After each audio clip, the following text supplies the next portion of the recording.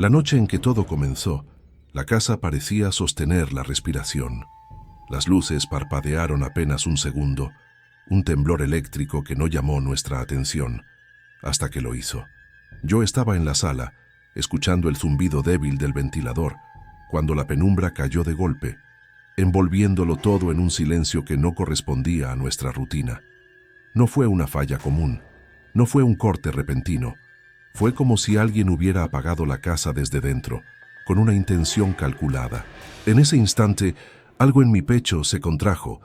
Entendí, sin necesidad de pruebas, que no estábamos solos. Mi madre me llamó desde el pasillo, su voz baja, temerosa, como si no quisiera despertar algo que ya estaba despierto. No respondí. Me quedé inmóvil, mirando la ventana que reflejaba apenas mi propia sombra. El viento afuera había cesado, ni las hojas se movían. Era como si la noche entera se hubiera cerrado sobre nosotros, creando un espacio donde cualquier ruido se convertía en una amenaza. Y entonces, entre el sonido de mi propio corazón, oí algo imposible, pasos suaves. Dentro de la casa, intenté convencerme de que era mi padre buscando una linterna, pero los pasos no eran de él. Eran más ligeros, más lentos, más certeros. Parecían medir la distancia entre cada habitación, entre cada respiración nuestra. Sentí la garganta secarse cuando uno de esos pasos se detuvo detrás de la puerta del cuarto de mi hermana. El silencio que siguió fue tan profundo que dolió. Me acerqué al pasillo con la mano apoyada en la pared, guiándome por la oscuridad total. Desde algún punto de la casa, escuché una respiración que no conocía, ni fuerte ni débil, apenas presente, apenas real. Era el tipo de sonido que no proviene de alguien intentando esconderse, sino de alguien que sabe exactamente dónde está. Y cuando mis manos finalmente encontraron el interruptor y la luz volvió por un segundo, ya era tarde. Ellos no estaban entrando, ellos ya estaban dentro. Nunca imaginamos que el verdadero terror pudiera entrar sin romper nada, sin quebrar puertas, sin dejar marcas visibles. Creíamos que las noches tranquilas eran prueba de seguridad, que la rutina era suficiente para alejar cualquier peligro. Pero aquella noche en que las luces se apagaron, percibimos que el silencio puede ser mucho más violento que cualquier ruido. La casa entera pareció recogerse, como si supiera antes que nosotros que algo estaba a punto de suceder, algo que ya estaba entre nosotros, esperando apenas la oscuridad adecuada para revelarse. Por años confiamos en detalles pequeños. Puertas bien cerradas, cerrojos reforzados, ventanas revisadas por mi padre antes de dormir. Nuestra familia creía firmemente en la seguridad doméstica, como si las paredes fueran un escudo impenetrable.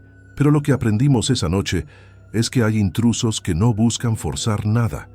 Hay quienes estudian, quienes observan, quienes esperan el momento en que la casa baja la guardia, incluso cuando parece intacta. Ese tipo de invasor no deja rastros, solo vacíos. Y mirando hacia atrás, percibimos que hubo señales. Pequeñas luces que parpadeaban cuando nadie estaba cerca. Puertas que parecían moverse milímetros solas. Objetos desplazados. Ruidos sutiles que atribuimos al viento o al tiempo. Pero no era el viento, no era el tiempo. Era alguien que conocía nuestros hábitos mejor de lo que nos gustaría admitir. Alguien que caminaba dentro de nuestra rutina como un invitado invisible. Antes de continuar esta historia, te pido que comentes, te suscribas y le des like. Tu apoyo nos ayuda a seguir contando relatos que muchos preferirían olvidar, pero que otros necesitan escuchar para entender que el peligro, a veces, empieza en el silencio. Porque la verdad más dolorosa es que aquella noche no comenzó cuando las luces se apagaron. Comenzó mucho antes, cuando dejamos de notar que alguien ya estaba allí. La oscuridad que cayó sobre la casa no fue una oscuridad común. Fue una presencia. Tan pronto como las lámparas murieron, sentí como si el aire se hubiera espesado, como si algo hubiera bloqueado el espacio entre nosotros y el resto del mundo. Mis ojos tardaron en acostumbrarse, y en ese intervalo cada sonido pareció crecer, amplificarse, transformarse en un susurro amenazador. Mi madre tanteaba la pared al lado del pasillo, murmurando para sí misma, intentando mantener la calma, Mi padre golpeaba cajones en busca de una linterna, pero yo sabía en el fondo que la linterna no cambiaría nada. La cuestión no era la falta de luz, era lo que la oscuridad había revelado. Me quedé parado en medio de la sala, inmóvil, como si alguien hubiera colocado una mano helada sobre mi espalda. El silencio era tan pesado que parecía tener un cuerpo propio. Y entonces lo oí. El leve arañar de algo en el suelo del pasillo. Parecía el toque suave de pies descalzos, solo que no eran pasos naturales. Eran demasiado lentos, demasiado medidos, como si la persona estuviera aprendiendo a imitar el sonido de un humano caminando.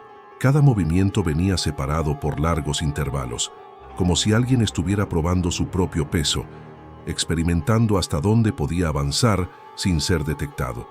Pero nosotros estábamos escuchando, y aquello era la parte más aterradora. Teníamos conciencia, pero no control. Mi padre logró encender la linterna, pero el haz era estrecho, débil, amarillento. Lo giró hacia el pasillo, y en ese segundo percibí algo que me hizo contener la respiración. Había sombras de más. 1, 2, 3. Pero había una cuarta sombra que no pertenecía a nadie de mi familia. Una sombra larga, alta, delgada, colocada justo en el ángulo donde el pasillo hacía una curva. Mi corazón se aceleró tan fuerte que sentí dolor en las costillas. Mi padre no vio o no quiso ver, pero yo vi. Y la sombra se movió. Corrí hasta el interruptor más cercano y lo apreté repetidas veces, aun sabiendo que la luz no volvería. Fue un acto desesperado, infantil, pero mi cuerpo buscaba cualquier control. Mi hermana, aún somnolienta, salió de su cuarto preguntando qué estaba pasando. Antes de que pudiera responder, otro sonido cortó el silencio. El clic casi inaudible de una puerta siendo empujada lentamente. No era la puerta de ella, y no era la nuestra. Era la puerta del cuarto de huéspedes, una habitación que nadie usaba, casi siempre cerrada, acumulando cajas y polvo. Una puerta que nosotros no habíamos abierto. Una puerta que debería estar cerrada con llave. Mi padre caminó hasta ella con la linterna temblorosa. Yo lo seguí detrás, sintiendo la piel del brazo erizarse como si alguien soplara allí. Mi madre se quedó atrás con mi hermana, susurrando oraciones rápidas en español, como si intentar nombrar a Dios pudiera contener algo que no tenía nombre. Cuando llegamos a la puerta, estaba entreabierta, creando una rendija estrecha por donde un hilo de oscuridad parecía escapar como humo vivo. Mi padre empujó despacio, y el ruido del chirrido fue tan alto que pareció rasgar el aire. El cuarto estaba vacío, o por lo menos vacío en el sentido más superficial, porque había algo mal con el aire allí dentro. Parecía más frío, como si hubiera sido ocupado recientemente por una presencia que drenaba el calor, que respiraba lento y profundamente. Había cajas movidas, arañazos en el suelo de madera, y la ventana, siempre cerrada con llave, estaba destrabada. Mi padre pasó la mano sobre la manija y retrocedió rápido como si hubiera tocado algo vivo. «Está caliente», murmuró, «caliente». Aquello era imposible. La ventana daba al jardín helado de la madrugada. No había razón para estar caliente, a menos que alguien hubiera sostenido aquella manija segundos antes. Mi padre cerró la ventana inmediatamente y dijo que íbamos a verificar el tablero de luz, pero yo sabía que esa explicación era un intento de racionalización. Él vio la sombra, él sintió el aire, él percibió el calor. Solo no sabía cómo admitirlo. Volvimos al pasillo, y fue entonces que algo sucedió. Algo tan sutil y devastador que todos nosotros quedamos inmóviles. La puerta de la sala de estar se cerró sola, sin viento, sin impacto, sin ruido previo. Simplemente se cerró, como si alguien hubiera colocado la palma de la mano y empujado. Mi madre soltó un grito ahogado y abrazó a mi hermana. Mi padre corrió hasta la puerta, la abrió en un movimiento brusco. Nada, ninguna figura, ninguna sombra, ningún sonido, solo la casa respirando, la casa reaccionando, la casa siendo testigo. Yo sentía que algo caminaba con nosotros, pero fuera del alcance de los ojos, como si estuviera al lado, pero desplazado por centímetros de nuestra realidad. Era la sensación incómoda de ser observado por alguien que estaba lo suficientemente cerca como para tocar tu hombro.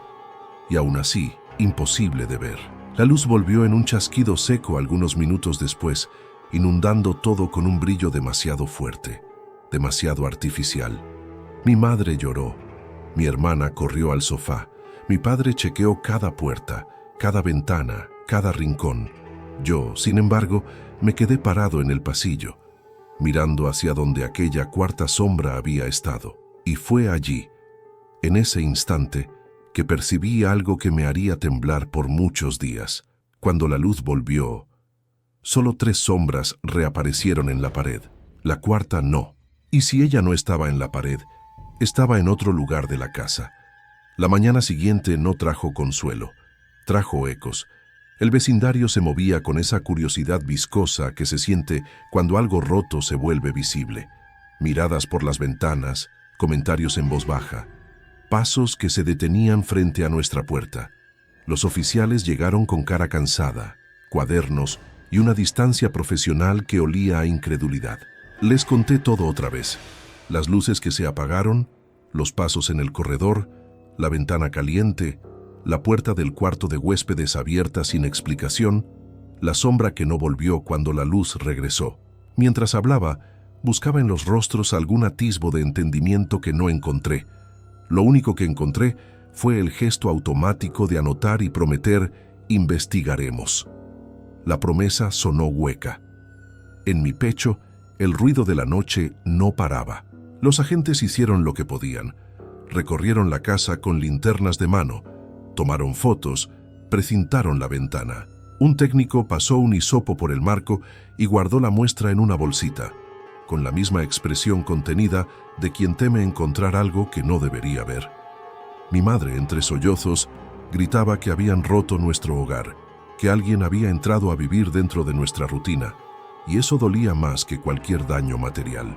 Mi padre rompió un silencio que hasta entonces había parecido de acero. Pidió hablar con los vecinos. Si aquello era vigilia o acecho, debía ser un patrón. Necesitábamos saber si alguien más había sentido la piel erizada esa noche. El detective que tomó nuestro caso tenía una voz baja que intentaba esconder la incredulidad.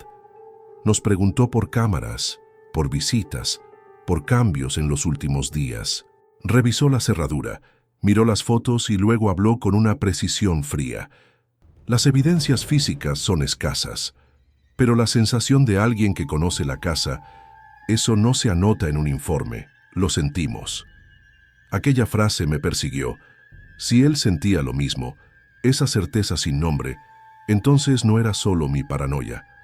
Fueron a revisar la manzana buscando cámaras de seguridad. El técnico volvió con un pendrive, sudor en la nuca, y nos pidió paciencia mientras lo procesaban. Paciencia, una palabra pequeña que me quemaba la garganta. Mientras los agentes registraban la casa, yo no podía dejar de volver a cada detalle. La manija tibia, la ventana entreabierta, la caja movida en el cuarto de huéspedes.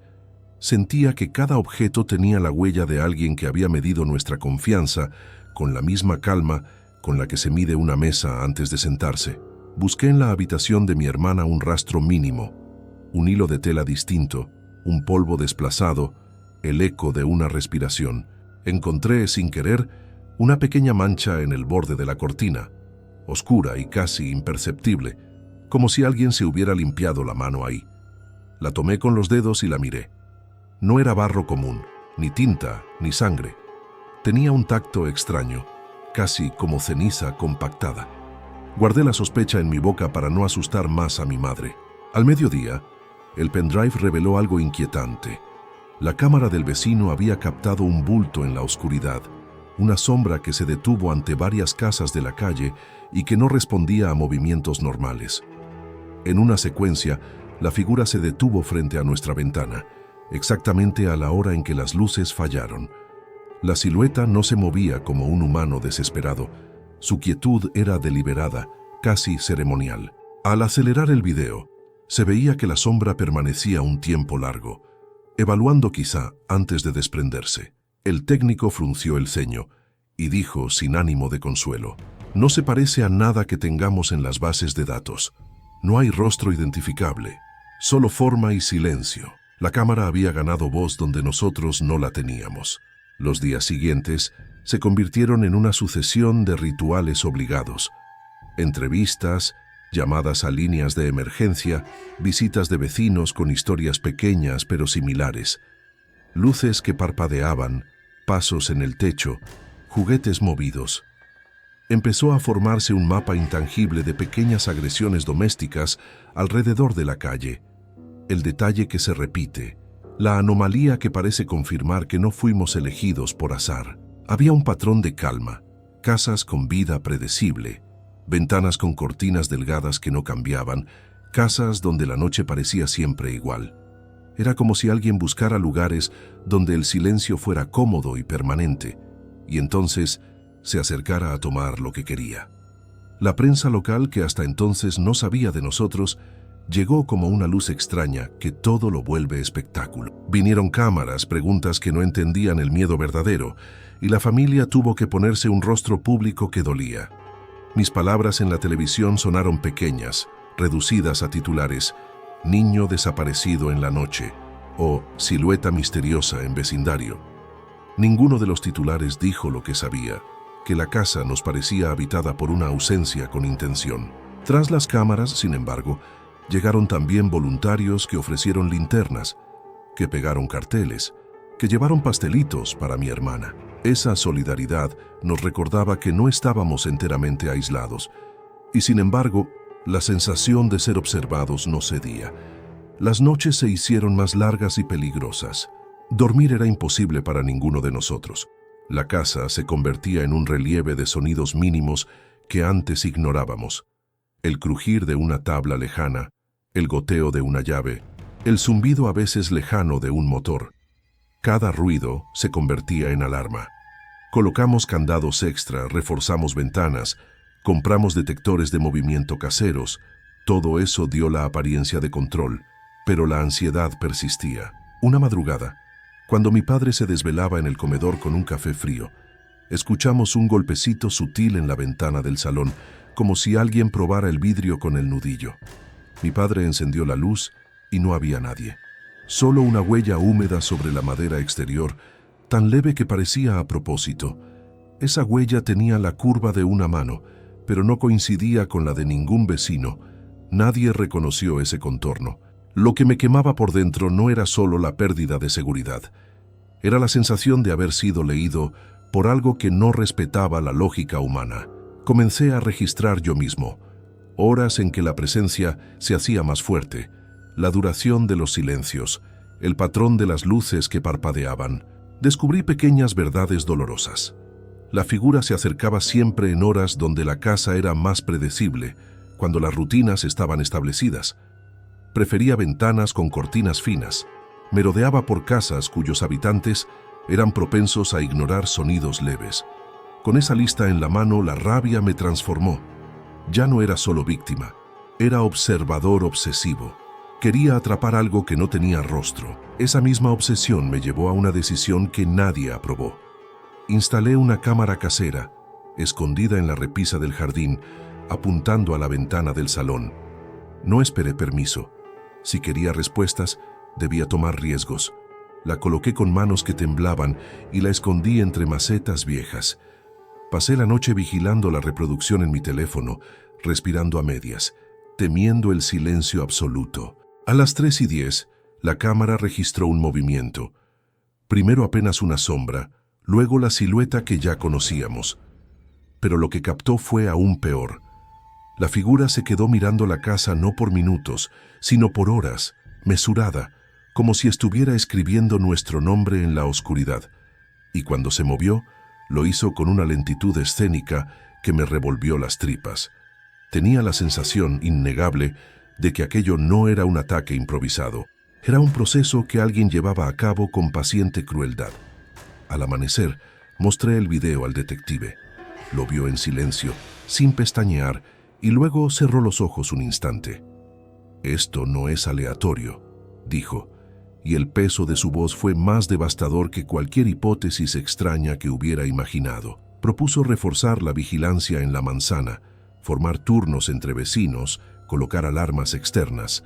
Propuso, también, buscar en archivos antiguos cualquier referencia a patrones similares. Mientras lo escuchaba, supe que aquello iba más allá de una casa. Era una herida en la comunidad, y en el fondo, bajo la rabia, comenzó a crecer otra cosa, una certeza terrible. Si aquello era un proceso, la pregunta no era si volvería, sino cuándo y a quién elegiría después. Tercera noche después de la desaparición de Julián, no fue realmente una noche. Fue un desgaste lento, una erosión de la mente, como si la casa entera estuviera siendo lijada por dentro. Las paredes parecían pulsar con la tensión acumulada, como si guardaran respiraciones que no eran nuestras. Intentaba convencerme de que la casa era apenas madera y concreto. Pero allí, sentado en el corredor iluminado solo por la luz tibia de una lámpara, sentía que había algo vivo entre nosotros, algo que se movía en las interrupciones entre un ruido y otro. Mi madre rezaba en silencio. Mi padre caminaba de un cuarto a otro sin rumbo, como si buscara a alguien que ya sabía que no iba a encontrar. La sensación era colectiva. Estábamos siendo observados, no desde afuera, sino desde adentro. El detective volvió aquella noche. No llegó como un funcionario, llegó como alguien que empezaba a temer que la lógica pudiera estar equivocada. Traía nuevas huellas digitales que no coincidían con nadie. Traía un registro térmico inexplicable tomado por una patrulla, una figura que aparecía en el borde del jardín, pero cuya temperatura no variaba, como si no produjera calor. No le dijo eso a mis padres, pero me mostró la imagen en secreto, sosteniendo la tableta de manera que solo yo pudiera ver. Aquello no parecía humano, aquello parecía una ausencia con contorno humano. «Quiero que me digas si esto coincide con lo que viste», murmuró. Asentí con un nudo en la garganta. Era eso, era él, o aquello. Las entrevistas con los vecinos continuaban, pero algo nuevo surgió. Un patrón de sonidos nocturnos que no habíamos conectado antes. Varios hablaron de pasos lentos en sus jardines días antes de la desaparición. Otros habían escuchado un golpecito metálico en ventanas o rejas. Una mujer mayor juró que vio una sombra larga, más alta que un hombre normal, parada frente a su entrada por unos segundos antes de desvanecerse. Aquella descripción coincidía con la figura captada por la cámara vecinal. Sin embargo, había un detalle que nadie había conectado. Todos esos eventos habían ocurrido exactamente a las 3:10 de la madrugada, la misma hora en que las luces de nuestra casa se habían apagado. El detective reunió a nuestra familia en la sala a las 9 de la noche. Dijo que tenía una hipótesis. Mi padre rió sin humor, exhausto. ¿Hipótesis? Esto es un secuestro. Diga lo que realmente sabe. El detective respiró hondo y habló despacio. No es un secuestrador típico, no se comporta como uno, no entra como uno, no deja rastros como uno. Y lo más importante, no interactúa con el entorno como un ser humano. Mi madre lloró. Yo sentí una sensación de vértigo. Era una frase que nadie quería oír, pero que, de cierto modo, ya sabíamos que estaba escondida detrás de cada detalle inexplicable. Entonces agregó algo aún más desconcertante. Creo que él observa antes de actuar, mucho antes. Observa, estudia, elige. Una preparación silenciosa.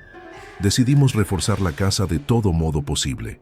Barras de metal en las ventanas, candados nuevos, alarmas improvisadas, sensores comprados a las apuradas. La casa se volvió un capullo desesperado, pero la sensación de inseguridad no disminuía, aumentaba, porque ahora sabíamos que quienquiera que hubiera entrado no necesitaba romper nada, se movía por donde quería, cuando quería. Aquella noche dejamos todas las luces encendidas como si eso pudiera crear un muro de claridad a nuestro alrededor. Mi hermana durmió en el cuarto de mis padres. Yo me quedé sentado en la sala, con el detective a mi lado, ambos mirando cada sombra, cada cambio en el aire. A las 3:10 en punto, todo comenzó otra vez. Primero, un silencio extraño cayó sobre la casa. Las luces continuaron encendidas, pero parecieron volverse más débiles, como si alguien estuviera succionando su energía. La lámpara parpadeó. La televisión, apagada, hizo un chasquido seco. Mi piel se erizó como si una mano fría hubiera pasado por mi brazo. El detective sacó el arma, pero tuve la sensación de que eso era inútil. Contra aquello, las armas eran apenas objetos de metal. Entonces, oímos el ruido. No era un paso, no era un golpe.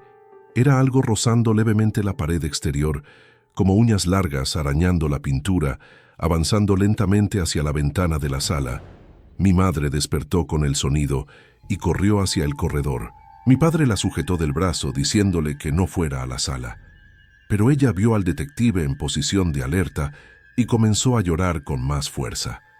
Yo, parado, sentía como si mi corazón pendiera de un hilo fino. Los arañazos se detuvieron de repente. Después, nada. El tipo de silencio que hace doler los oídos. Y entonces, como si alguien hubiera decidido avisarnos de su presencia, la cortina de la sala se movió. Solo un poco, un toque mínimo. Pero dentro de la casa, como si alguien del lado de adentro la hubiera jalado. El detective avanzó con cuidado. Yo fui detrás de él, aunque temblando. Mis manos hormigueaban. Cuando llegamos cerca, vimos. La cortina estaba torcida, como si dedos invisibles hubieran deslizado por ella. No había viento. La ventana estaba cerrada con llave. Cerrada con llave. El detective pasó el haz de la linterna por la superficie del vidrio y encontró una marca suave. Un dibujo imperfecto, curvo, como si alguien hubiera apoyado la frente o el rostro ahí, observándonos desde afuera con una proximidad absurda. Entonces, sin aviso, la luz de la sala se apagó. Mi madre gritó. Mi hermana lloró. Mi padre intentó encender la luz otra vez. El detective levantó la linterna y en ese pequeño cono de luz, durante apenas un segundo, vi algo que me congeló. Su silueta, larga, alta, rígida, parada detrás del sofá, inmóvil, observándonos como si estuviera ensayando el próximo paso. Cuando la linterna tembló, la figura desapareció, pero la sensación no. Él todavía estaba ahí, lo sabíamos. Él quería que lo supiéramos. La luz volvió con un chasquido. Nada detrás del sofá, nada en la sala, nada visible, pero la cortina aún torcida, la marca en el vidrio aún húmeda. Y la conclusión que nadie se atrevió a decir, pero que todos sentimos: él no entró, él nunca salió, él estaba esperando. A partir de aquella madrugada, la casa dejó de ser casa. Se volvió un organismo tenso, pulsante, lleno de compartimentos que respiraban de forma propia. Mi madre tapaba las rendijas de las puertas con toallas, como si eso pudiera impedir que algo sin forma penetrara. Mi padre hablaba con los vecinos apenas en murmullos, incapaz de admitir en voz alta lo que todos temíamos. Lo que rondaba nuestra casa no buscaba entrar, buscaba permanecer. Y cada día que pasaba, más claro se hacía que no había huido cuando las luces volvieron. Estaba dentro, adaptándose, aprendiendo los gestos de nuestra rutina, repitiendo los sonidos que escuchaba. A veces por la noche escuchábamos un suspiro que no pertenecía a ninguno de nosotros, un suspiro que parecía venir de dentro de las paredes. El detective se quedó a vivir prácticamente con nosotros. Dormía en la sala, con la linterna en la mano, pero yo sabía que dormir no era algo que realmente ocurriera.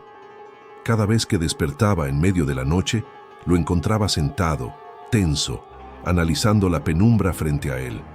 Comenzó a registrar patrones, horarios, ruidos, puntos específicos de la casa donde la temperatura caía de repente. Una de esas zonas frías era el corredor, exactamente donde yo había visto la sombra por primera vez. Otro punto era la puerta del cuarto de huéspedes, que por alguna razón que nadie entendía, insistía en crujir aún sin ser tocada. El detective colocó sensores de movimiento, pero fallaban siempre a las 3:10, no antes, no después, siempre a esa exacta hora. Una tarde, mientras mi madre intentaba poner orden en la cocina, el grifo comenzó a gotear, 3 gotas espaciadas como un ritmo inteligente. Mi padre cerró la válvula con fuerza, pero antes de que la soltara, el grifo se abrió de nuevo solo. El detective corrió a ver, pero cuando llegó, todo estaba seco. Mi madre, pálida, murmuró: Está imitando lo que hacemos. Esa frase me atravesó como una hoja delgada. Era verdad. No solo observaba, repetía, ensayaba, como si estuviera intentando formar parte de la casa de un modo que no pudiéramos impedir, o como si estuviera entrenándose. Y esa sensación ganó fuerza la noche siguiente, cuando los ruidos comenzaron a imitar voces. No eran voces claras, no eran palabras, pero sí eran cadencias. Primero, fue el murmullo bajo en el corredor, como el sonido de alguien respirando cerca de un micrófono. Después, algo que se parecía al susurro de mi hermana, aunque ella estuviera durmiendo profundamente en el cuarto de al lado. Mi padre corrió a verificar, pero encontró a la niña soñando, tranquila. Cuando volvió al corredor, el murmullo aún estaba ahí, pero cambió de dirección, como si estuviera escapando de la luz, como si estuviera jugando. La policía, ya desconcertada, trajo equipos más avanzados, medidores de calor, cámaras térmicas, sensores de campo. Una de las cámaras registró algo casi imposible. A las 3:10, el aire de la sala pareció doblarse, como ondas de calor saliendo de un asfalto caliente, solo que era madrugada y hacía frío. Esa distorsión se desplazó lentamente hasta desaparecer en la esquina de la pared cerca de la ventana. Cuando el técnico mostró eso en la pantalla, mi madre se echó a llorar sin poder contenerse. Mi padre se enfureció, golpeando la mesa y exigiendo una explicación racional. El técnico solo alcanzó a decir: «Esto no es interferencia, algo se desplazó». A partir de ese momento, el detective decidió cerrar completamente la casa. No más abrir puertas, no más ventanas, no más cortinas. Vivíamos enclaustrados, intentando controlar algo que no se controla. Mi madre comenzó a dormir en el piso, cerca de la puerta del cuarto de mi hermana. Yo dormía en el sofá, con miedo de alejarme de las luces. Pero aquella noche, todo lo que hicimos solo le dio un nuevo objetivo: encontrar otra entrada. A las 3:10, la alarma de la puerta trasera se disparó. Corrimos hasta allá, el detective con el arma en puño, pero al abrir la puerta, no había nada. Nada excepto un viento quieto y una sensación nauseabunda de que alguien acababa de pasar. Cuando cerramos la puerta nuevamente, oímos pasos dentro de la cocina. El detective fue el primero en avanzar. Yo fui justo detrás, aunque temblando. Mi madre lloraba en el corredor y mi padre intentaba calmarla, aunque su propia voz estuviera temblorosa. Llegamos a la cocina y de inmediato percibimos algo nuevo. La mesa estaba diferente. Las sillas habían sido movidas milímetros hacia adentro, formando una media luna imperfecta, como si alguien hubiera estado sentado ahí, como si nos hubiera observado comer, y en el centro de la mesa había un único objeto, el salero, colocado perfectamente alineado con el centro de la lámpara. Alguien lo había posicionado con un cuidado casi artístico. Algo. En el fósforo entre la mesa y el piso había un rasguño oscuro en el suelo, una línea continua, como si una uña hubiera arrastrado un trazo de advertencia. La tensión creció tanto que respirar se volvió imposible. Mi madre comenzó a rezar en voz alta. Mi hermana despertó a gritos, diciendo que alguien la estaba llamando por su nombre, pero que no tenía rostro. El detective se irguió y anunció que nadie saldría de aquella sala hasta entender qué estaba ocurriendo. Estaba pálido, pero firme. Sin embargo, antes de que pudiera completar la frase, el salero se movió. Solo 1 centímetro. Solo lo suficiente para mostrar que no estábamos solos. Solo lo necesario para paralizarnos completamente. La luz parpadeó. 1 vez, 2, 3. El detective apuntó la linterna hacia el corredor y vimos la silueta alta, inmóvil, del mismo tamaño que la sombra desaparecida en la primera noche. La misma presencia que se doblaba alrededor del aire como calor invisible. Y entonces hizo algo que nunca había hecho. Dio un paso, no en nuestra dirección, sino hacia dentro de la oscuridad del corredor, como si estuviera abriendo camino para llamarnos. Mi padre retrocedió. Mi madre gritó el nombre de mi hermana. Yo, paralizado, entendí por fin lo que aquella cosa venía buscando desde el comienzo. No quería entrar. Quería que nosotros fuéramos hacia ella. El paso que dio aquella figura no fue un movimiento cualquiera, fue una convocatoria, un gesto lento, casi irrespetuoso, como si estuviera abriendo un corredor entre la oscuridad para que fuéramos tras ella. Y lo más terrible es que parte de mí quiso obedecer. Algo en la forma como inclinó la cabeza, en la precisión milimétrica de aquel avance, comunicaba una especie de invitación silenciosa, un llamado ancestral. Mi madre gritó mi nombre, pero su voz sonó distante, como si la casa la hubiera tragado. El detective agarró mi brazo, pero yo no conseguía desviar mis ojos de la silueta. Era hipnotizante, equivocada, inmensamente presente. El corredor parecía extenderse más que antes, como si cada lámpara encendida estuviera siendo tragada poco a poco, dejando apenas el contorno de aquella presencia que nos esperaba. La casa tembló, no físicamente, sino en el modo como el aire se torció, como si algo hubiera desplazado la propia estructura silenciosa del ambiente. Mi padre intentó acercarse, pero el detective ordenó que se quedara detrás de él.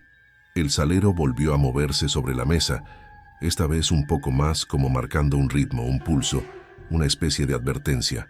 A continuación, un sonido que hasta entonces jamás habíamos escuchado llenó la casa. 3 golpes, profundos y huecos, que vinieron de algún punto dentro de las paredes. 3, como si marcara el inicio de algo. 3, como si repitiera un ritual. Mi hermana se tapó los oídos y cayó al piso llorando, diciendo que la voz sin rostro la estaba llamando otra vez. El detective levantó la linterna hacia el corredor. La luz alcanzó la figura, y algo extraño ocurrió. En vez de iluminarla, la luz parecía rodearla, escurrir sobre su superficie como agua sobre vidrio. Ningún detalle surgía, ningún rostro, ninguna línea humana, solo un cuerpo alto que parecía imposible de fijar, oscilando sutilmente como si fuera hecho de sombra condensada. La figura entonces retrocedió un paso, desapareciendo detrás de la curva del corredor. No hubo, no se escondió, solo nos dejó un espacio para seguirla, y sentí en mi estómago la certeza de que si queríamos respuestas, tendríamos que entrar donde ella estaba. Mi padre insistió en llevar a todos fuera de la casa, pero al abrir la puerta principal, algo completamente irracional, y aún así real, ocurrió. El aire del lado de afuera parecía más oscuro que el interior. Las luces de la calle parpadeaban, alargando sombras que no pertenecían a postes o árboles. Era como si el lado de afuera ya estuviera contaminado por aquello. El detective cerró la puerta inmediatamente. No vamos a salir. Él quiere que salgamos. Por eso debemos quedarnos juntos. Mi madre abrazó a mi hermana con tanta fuerza que sus brazos temblaban. Yo quedé atrapado entre 2 miedos. El miedo de quedarme y el miedo de seguir a la figura. El detective decidió avanzar primero. Pisó el corredor con cautela extrema, apuntando la linterna hacia todas las direcciones. Las paredes parecían absorber el sonido de sus pasos. Yo seguí detrás de él, aunque con las piernas débiles. Mi padre vino después protegiendo a mi madre y a mi hermana. Y así entramos al corredor, la garganta de la casa. La figura ya no estaba ahí, pero la temperatura había caído tanto que el aire parecía cristal, duro, quebradizo. La luz de la lámpara al final del corredor temblaba como si estuviera a punto de estallar. Cada sombra en el piso parecía moverse apenas con el rabillo del ojo. Ninguna puerta estaba abierta, pero todas parecían levemente desplazadas, milímetros fuera de alineación, como si alguien hubiera pasado por ellas segundos antes. Llegamos al cuarto de huéspedes, el mismo donde la ventana había quedado caliente en aquella primera noche. La puerta ahora estaba abierta. Una penumbra densa llenaba el interior, un tipo de oscuridad que parecía tener peso propio. El detective me hizo señal de quedarme detrás de él y entró con la linterna en alto. La luz encontró primero el piso, rasguños largos, profundos, como uñas arrastradas. Después las paredes, cada una con marcas casi simétricas, como si alguien hubiera probado repetidamente un movimiento. Y entonces algo brilló en la esquina. Un pequeño objeto. El detective se acercó. Era una cadenita. Era de mi hermana, pero mi hermana no había estado ahí. Aquella cadenita estaba en su cuarto antes de dormirnos, y ahora estaba ahí. A propósito, mi madre soltó un grito seco, ahogado. Mi padre retrocedió un paso. Yo sentí un frío subir por la columna, y fue en ese instante que oímos un susurro, bajísimo, infantil, viniendo de dentro del armario. El detective levantó el arma. Mi madre corrió hacia atrás cargando a mi hermana. Yo sentí mis piernas ceder. El detective se acercó lentamente al armario respirando hondo. Abrió la puerta con un jalón firme y no había nadie, nadie humano. Pero al fondo del armario, en el piso, había un dibujo hecho con el mismo residuo oscuro encontrado en los otros lugares. Un dibujo simple, infantil y aún así devastador. 5 figuras de palitos, 4 grandes, una pequeña. La pequeña estaba separada por un trazo vertical. Del otro lado del trazo, una figura mayor, alta, con los brazos largos. Mi hermana empezó a llorar sin poder respirar. «Ese no es Julián dibujando», murmuró mi madre con la voz rota.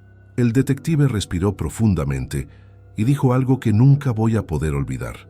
Él no está reproduciendo a la familia, está reproduciendo cómo él los ve.